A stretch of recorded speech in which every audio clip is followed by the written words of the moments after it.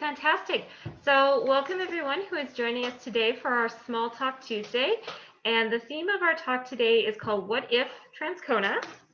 And the idea behind this presentation is that we're going to look at three different aspects of Transcona's history and discuss what life in the community would have looked like had these developments gone ahead. So we're going to be talking about South Transcona, we're going to be talking about North Transcona, the Canadian Pacific shops that were located there, and the Transcona streetcar system.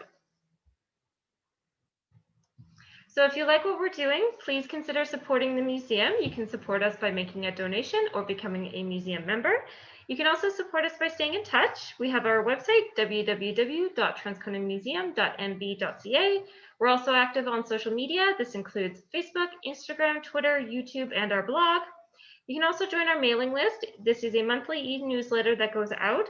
It's usually at the beginning of the month, and it has information on upcoming programs, events, and all that great stuff that we do here.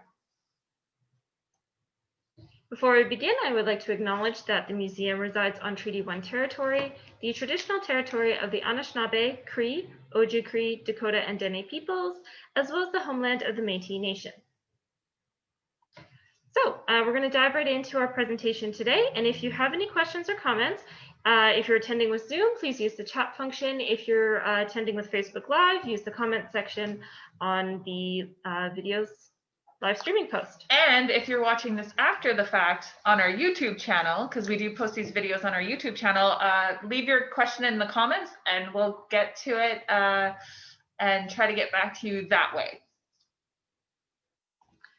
So what if, as I mentioned in this talk, we're going to be looking at three aspects of Transcona's history that could have made community life very different. Oh, we forgot to introduce ourselves as well. Okay, jump back a few seconds. So my name is Jennifer. I'm the assistant curator here at the museum, and with me today is Alana. Hello, I am the curator, and both Jennifer and I will be giving this presentation today. We're also going to be having discussions. We are wearing masks because the museum is open to the public and with all the regulations. So if at any time anyone's having trouble hearing us or understanding, just let us know in the comments and we'll repeat what we're saying. And we're just going to project as best as we can. Yes. Okay, so introductions. Yes, done. Done. If you have questions, comments, use the chat functions. Okay. So in this talk, we're going to be looking at three aspects of Transcona's history that could have made community life here very different. So we're going to start with South Transcona. We're then going to talk about CP North Transcona, and then the Transcona streetcar system. So this picture just right over here in the right is the lumber yard that was once in North Transcona, and this came out of a brochure that was produced in 1913 talking about the development of the North Transcona and CP shops at the time. So there will be images and archival materials featured in this presentation, and we will describe them as we move along. So what if South Transcona?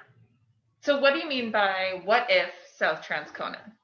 What do I mean by it? Yeah. Well, what if the community had developed, you know, to the full extent that everybody had hoped? I mean, this was going to be a huge development, almost not quite rivaling Transcona here on this side, but I mean, pretty darn close. Right. Okay. So the plan for the community was to be a well-designed community with at least 8 subdivisions complete with amenities and businesses similar to those found here north of the shops in Transcona. Hello. Development in South Transcona started around the same time as Transcona, so 1908 to 1914, and there was an early real estate boom that saw almost 200 lots purchased by 1913. So there was development on this side of the shops, there was early development in South Transcona, so things were looking really great before the First World War. So some of the images I have down here, this is the South Transcona Church. It was actually the Dugald Church, and it was moved into South Transcona. We don't have many images of South Transcona itself, but this is a great view, an early view of the south end of the shops with South Transcona just in the background here. And then some examples of early homes that were popping up in the area. So the Hopwoods home here, you know, beautiful 2-story building with a fun little car. Yes. So things were happening.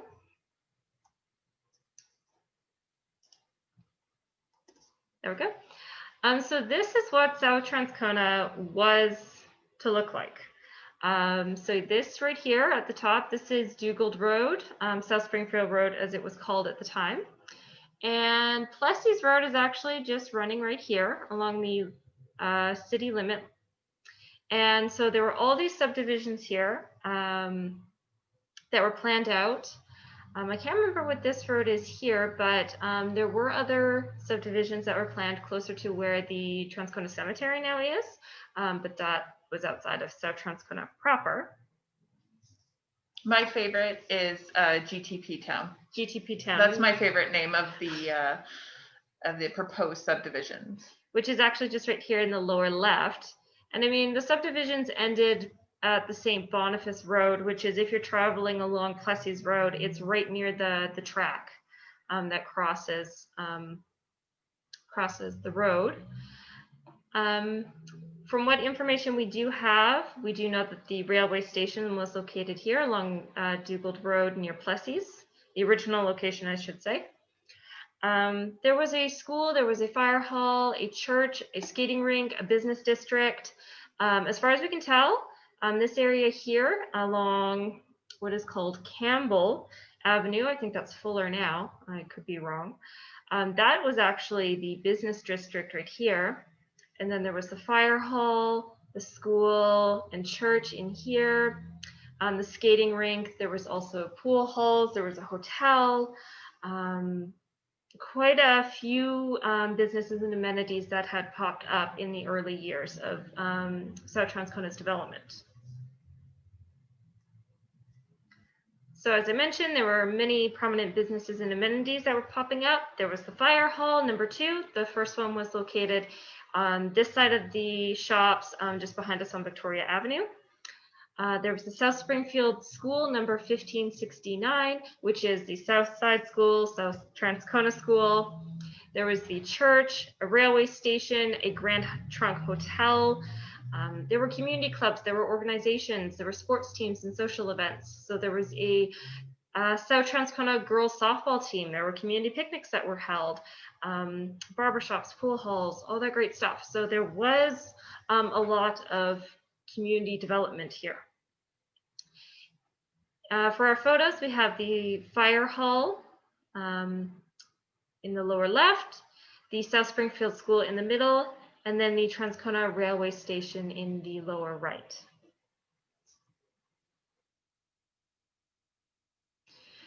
So what happened? Well, development in South Transcona slowed during and after the First World War.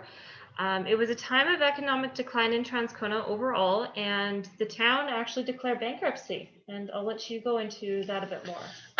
Well, essentially, the town of Transcona had been assuming there was going to be this large boom. They built sidewalks for streets where there were no houses. They put in sewer lines. They put in electricity. And essentially, the tax base was not bringing in the money to pay for it. So the town was actually declared bankrupt.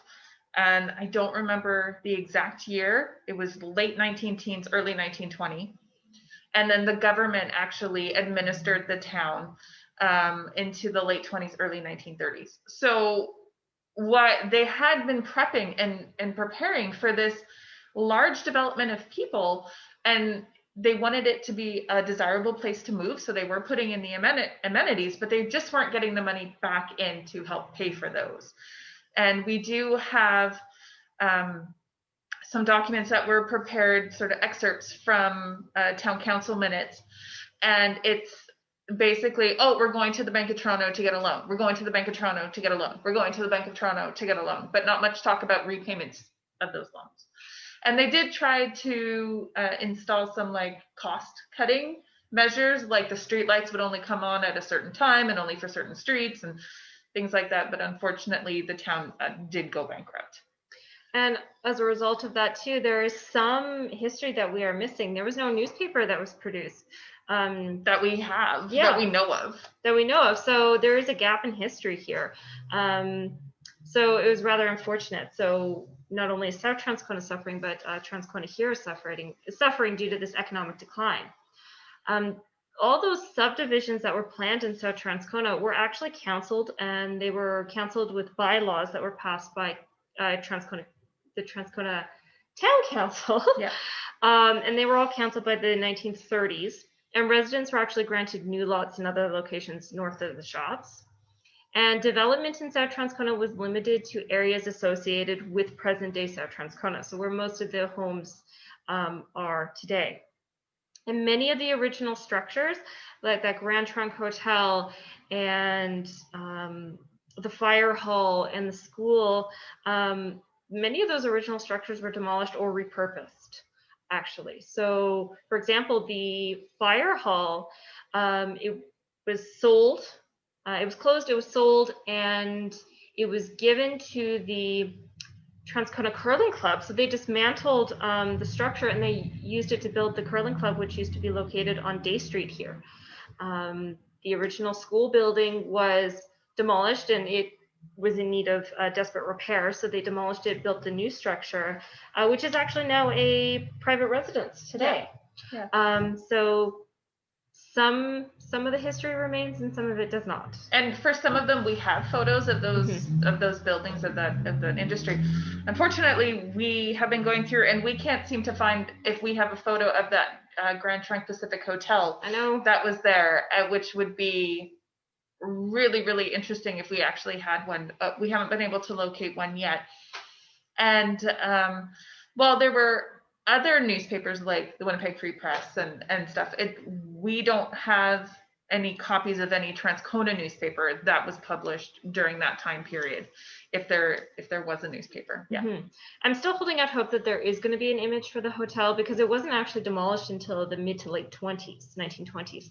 So who knows? Maybe one day we could stumble across one. Yeah. Someone had mentioned in one of our other South Transcona presentations that there were a couple books produced that had photographs of Grand Trunk Pacific hotels. So we're hoping to maybe come across one of those and flip through it and maybe be able to see if the Transcona Grand Trunk Pacific hotel was in there. I don't have it in front of me, but I do have the name of the manager of the hotel who was running it for a time. And apparently it was also referred to locally as the Cordite Hotel. All history that we still have, yet to research and look into. Continuing on, what happened with South Transcona, the initial town plan for Transcona did not actually include South Transcona. The property south of the shops would require increased costs for fire, water, and sewage systems, and travel was also an issue back and forth between the two communities as the shops lay right in the middle. So I think it ended up having to go to the Manitoba legislature, and the Manitoba legislature decided no, South Transcona would be included as a fourth ward to the overall town plan of Transcona. A lot of people were not happy with that, but that was the decision that was made. So that's how South Transcona did become a part of the overall Transcona community. Unfortunately, though, those initial concerns with fire, water, and costs for sewage systems and all that did remain a problem, as well as the area was low-lying and it was subject to flooding in the spring, and drainage ditches were dug constantly. Almost every year in council minutes, it's we need more ditches dug, there's more flooding that's happening.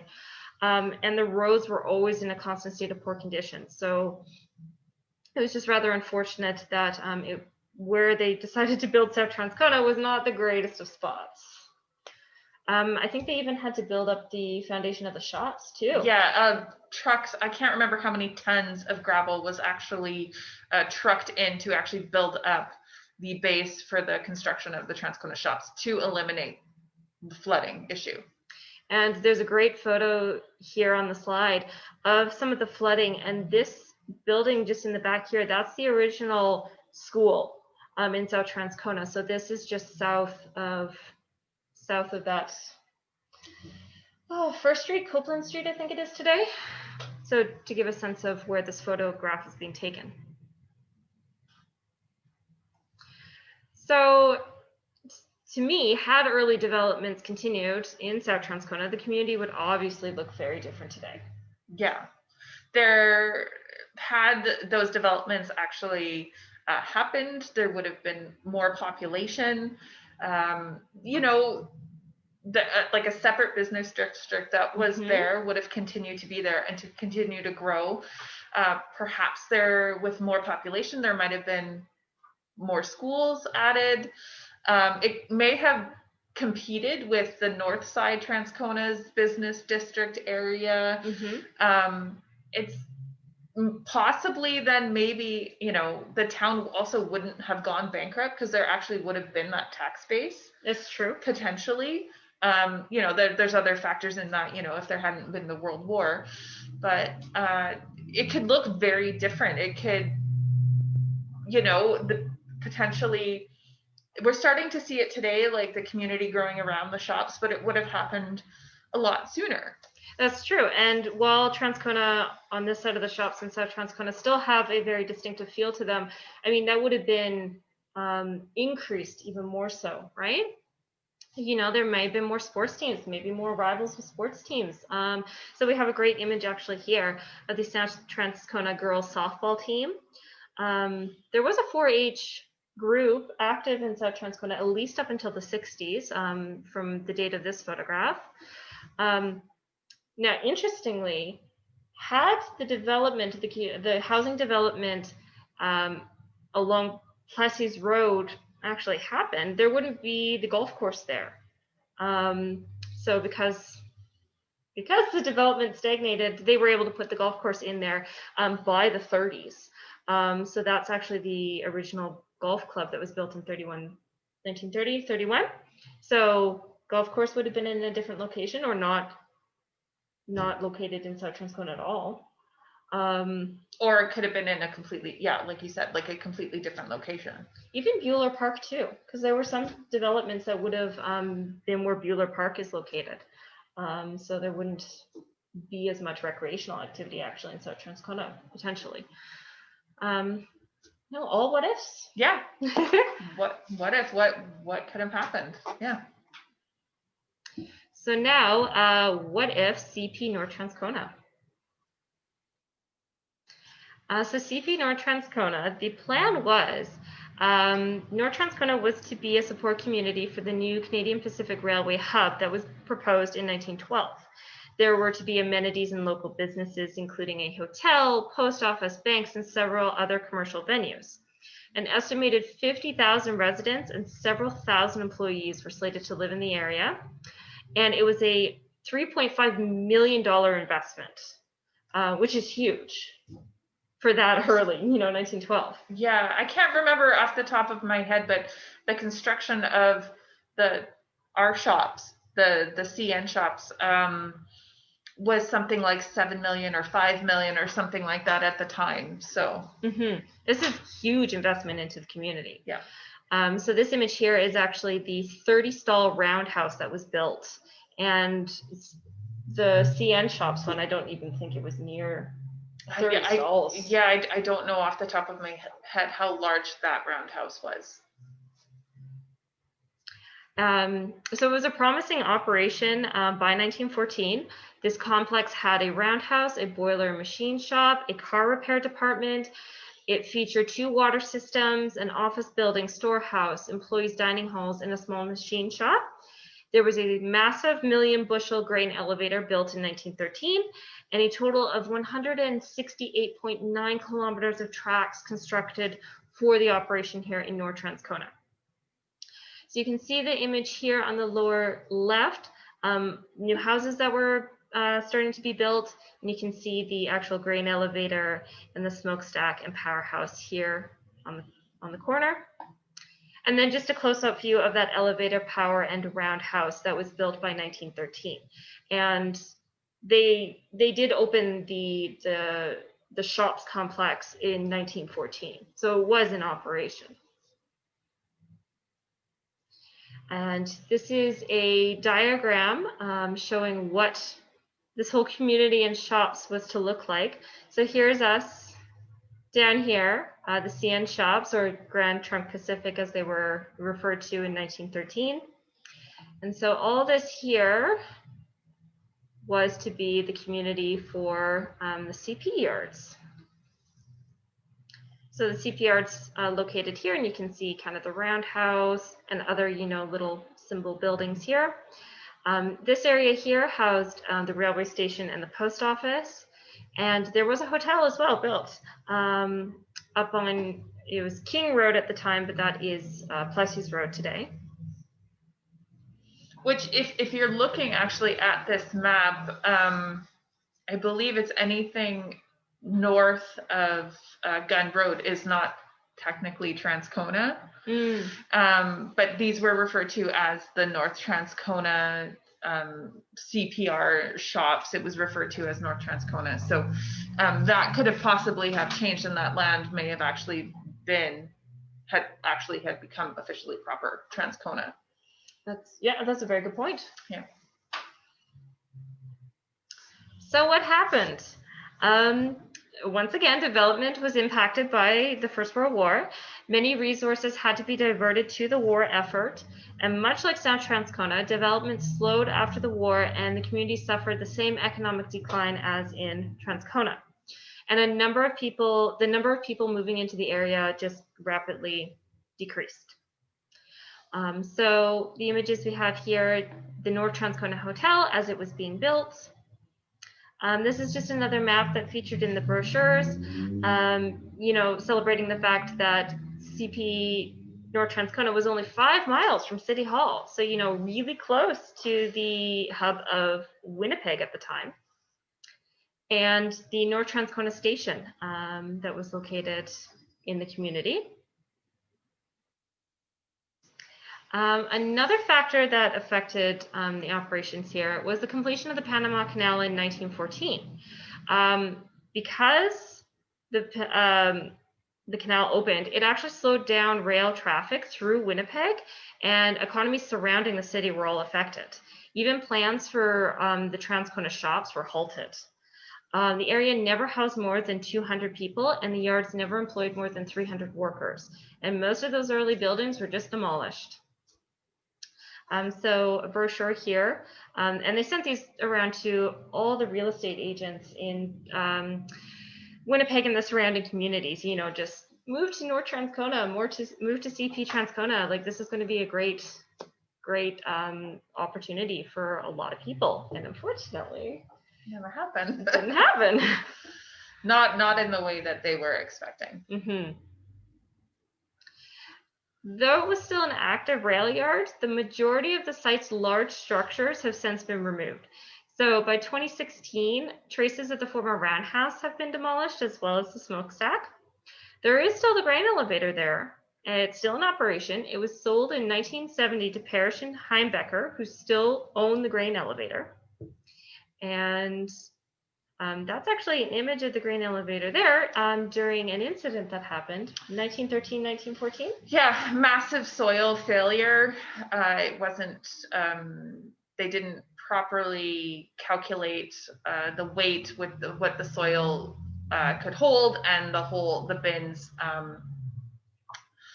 basically sunk into the ground and tilted. Yeah, and this is very similar. It's a largely studied phenomenon, and actually the repairs that happened. And we actually have a video on our YouTube channel all about what happened and how it was repaired. So if you're watching this on YouTube, we'll put the link somewhere up here, or you can go to our YouTube channel to catch that. But the same engineering, the same reason it happened is the same thing with like the Leaning Tower of Pisa. It's essentially the same situation, but they were able to write it, and it was a big process of actually writing the bins, and so it's still in use today. So again, we'll put that link in our YouTube video when this goes up on YouTube, and so you can catch that. And it's we do hear from engineering schools and engineering colleges about it, asking us if we have any information and sharing photographs and things like that fairly often. Actually, yeah, it's still studied today. And that's the one thing I do really like. We do have some great images in our collection of them constructing it, them doing the repairs to it, it being in operation. So, you can see it in the background here and all the tracks surrounding it. So it is still a fully functioning grain elevator. Mm-hmm. So had development in North Transcona grown and the shops there been in full swing, it could have rivaled Transcona, RCN shops, and the business district. Yeah, there could have developed like competing businesses. The two communities essentially could have, would have grown together at some point, creating an even larger one. They had always estimated that Transcona would hit 30,000 people very quickly. Well, had this actually had happened, it would have been even more than that.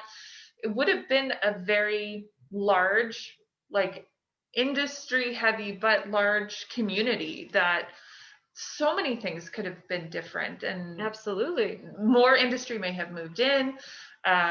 You never know, with that many people, would there have been, like, I don't know, more schools, a hospital, something like that. So it's really hard to say what it actually could have done for the community of Transcona. Again, maybe the community wouldn't have gone bankrupt because there was this larger tax base. I know for a long time CN didn't actually pay taxes or the proper percentage of taxes, and that goes into why the community went bankrupt. But imagine CN and CP both paying taxes in the area. Like it just it's hard to think of what it could have been, but could have been a very bustling, busy community. Maybe even had become a city even earlier. That's true. Than when we did become a city in the 1960s. That's very true. I mean, I think you had mentioned too that maybe the business district here in Transcona wouldn't have been Regent Avenue. Maybe it could have been like Kildare or one of the avenues further north of us. Plus, it could have shifted the whole sort of the concept of what is downtown. That could have moved to something more central, maybe even like Kildare, because that's kind of like almost in the middle of the two things. It's just, there's again so much that it's the possibilities were essentially almost endless of what the community could have been had it actually happened.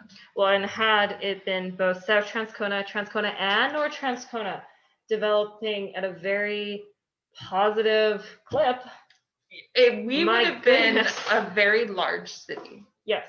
Which would have completely changed the whole dynamic of not only Transcona, but even possibly the relationship to Winnipeg and everything like that.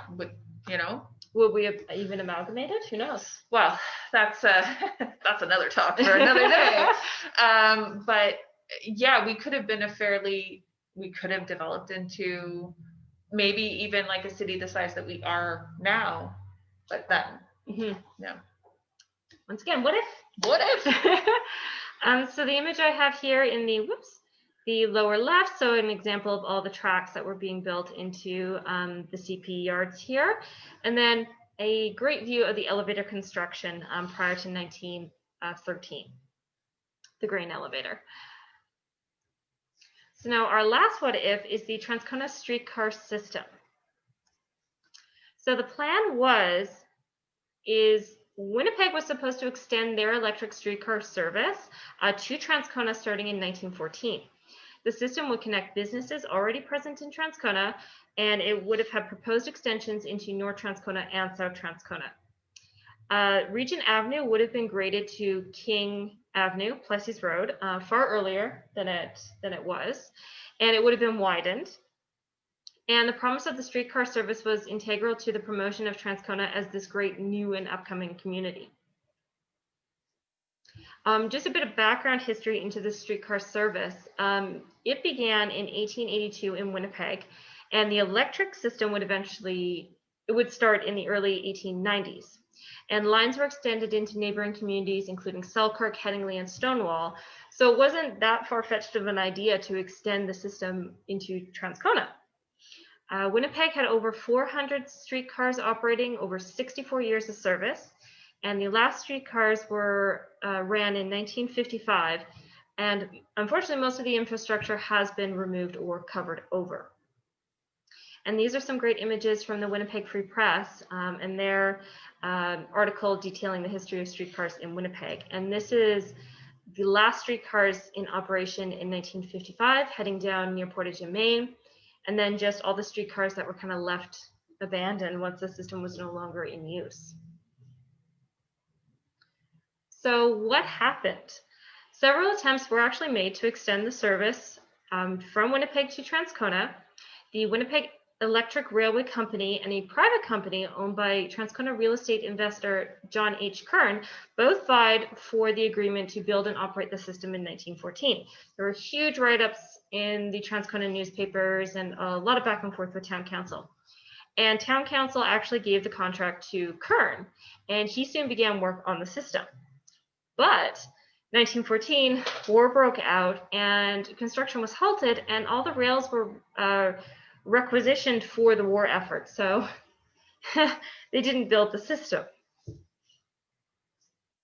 Subsequent proposals were rejected as well. There was a Dominion incorporation to be called the Winnipeg Interurban Railway Company, proposed in 1915, and a Manitoba company named the the Transcona Electric Railway, proposed in 1917. Both of those fell flat. Nothing ever really moved forward on them. Now, the war happened, it ended, then we led to the economic decline of the 20s. We had the Depression of the 30s, then the Second World War. And by the time we get into the late 40s and the 50s, most people had cars by this time. Because we took so long to develop in Transcona, we didn't really generate much commuter rail business that they were anticipating. So it just kind of dissolved, fizzled away. And there's a great image here of Regent Avenue. And, the cars used to park in the middle on the Devil's Strip, which was where the electric railway car lines would have been. So I'm trying to imagine now seeing railway car pictures instead of vehicles. Yeah. So had the streetcar system been built, obviously Transcona would have benefited by being connected to Winnipeg. A lot of back and forth between the communities. But because the electric railway service ended in Winnipeg, most likely it would have ended in Transcona and the infrastructure would have been removed anyway. Yeah, but if you think about 1914, it was going to be built at that point. Regent Avenue, even to Nairn, wasn't paved until the 1930s. Mm-hmm. So it was not an easy jaunt into the city. Going into Winnipeg, it was something that needed to be planned for, or you had to hire a car, or horse and wagon, or whatever. It wasn't necessary. Who knows what the road conditions were like? It was essentially a dirt gravel road. So imagine the ease people would have been able to move from Transcona into the city to potentially other work, to go to universities and schools if they were older. Again, thinking if the war hadn't happened. Even people who possibly would have, worked at the shops, either North, the CN shops or the CP shops, they essentially, some people did live in Winnipeg and commute, but there could have been even more of that. Absolutely. Happening, the shopping, going into the city for those large things.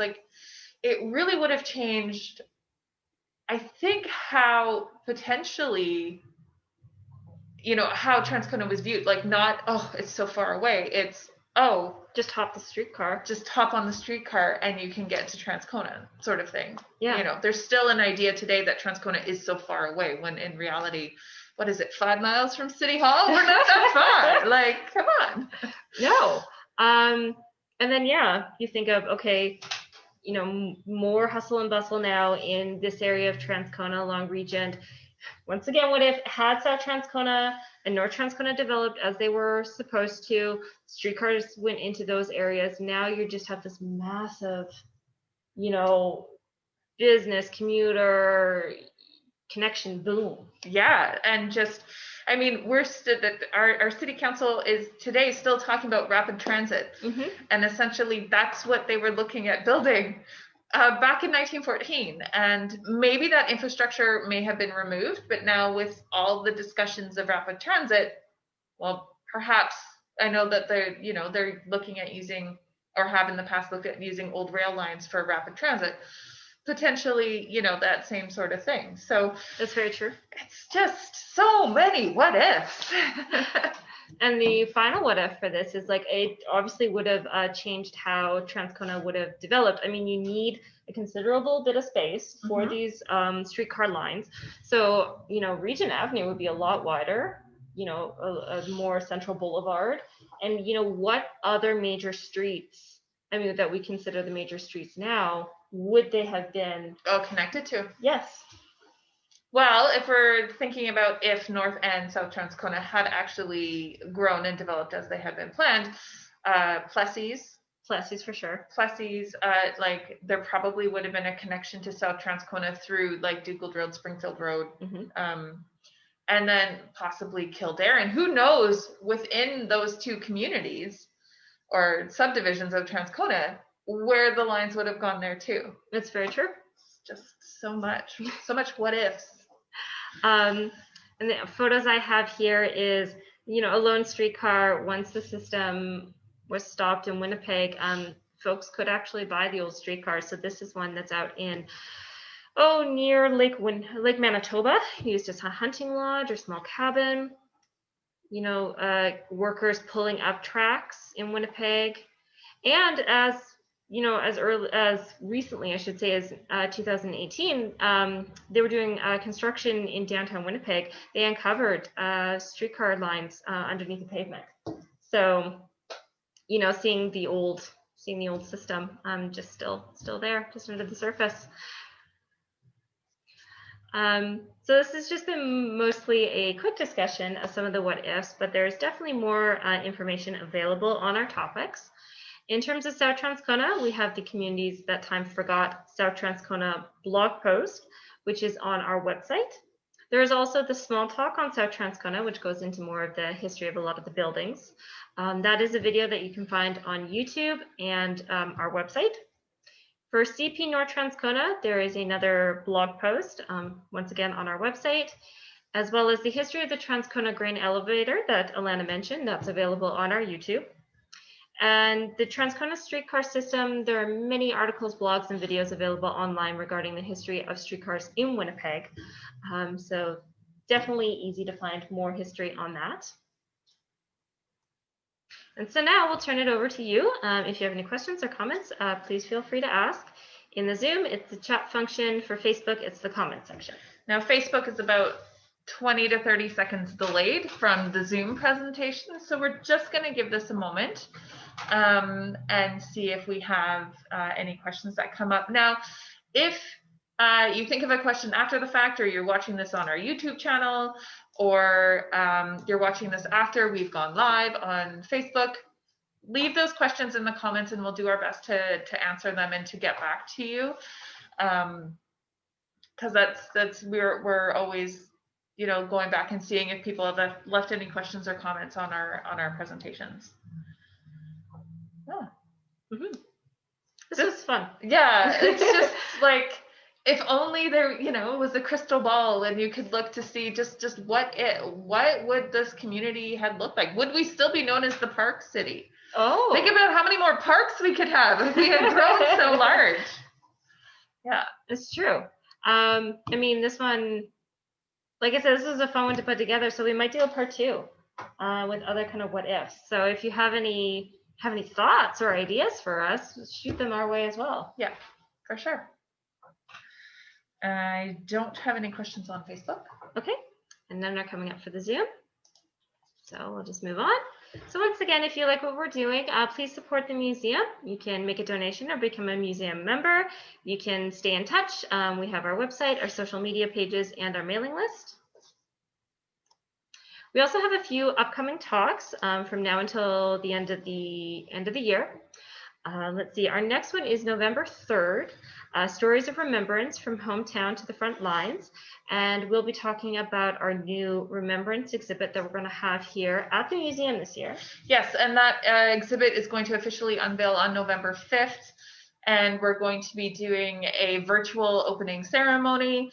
And typically our Remembrance Week exhibit runs just for the week of Remembrance, but this year, because we're not actually going to KP Mall, we're going to be doing it in the museum, but for the entire month of November, starting November 5th. And almost every day in November, from the time it opens to the time we take it down, we'll be doing additional content on social media, talking about a specific story, bringing out additional artifacts. So going a lot further into the exhibit. Yep. On December 1st is going to be the history of Regent Avenue to the 1930s. So that's looking at the history of Regent Avenue here in Transcona, looking at some of the businesses and other interesting history that existed in the early days up until the 1930s. And then on December 15th, it's Snapshot, a look into 1960s Transcona, part 2. Yes, we already did part 1, and it was really well received, and I think people really enjoyed it. So we're going to do a part 2 with all new photographs from that negative collection that we have. And just a reminder that this is our plan right now, that right now there is in-person, 2 spots available in person, and then also attending virtually. But as things change with COVID-19, we may have to alter our plans. We will continue to do them virtual. We just may have to eliminate that in-person portion depending on what the regulations are at the time. So just be aware. We're letting anyone who's registered know that as well as we go into it. And yeah. And registration is required for you to get the Zoom link as well as for in-person attendance. And just at this time, with the COVID regulations that have been put in place, we're at 50% capacity now, and contact tracing information is collected at this time. Oops. I'm going backwards. There we go. So thank you very much for those who have joined us today virtually, and we hope that you will see us at our next small talk, which once again is Stories of Remembrance on November 3rd. Yes. Thanks, and have a good day. Bye.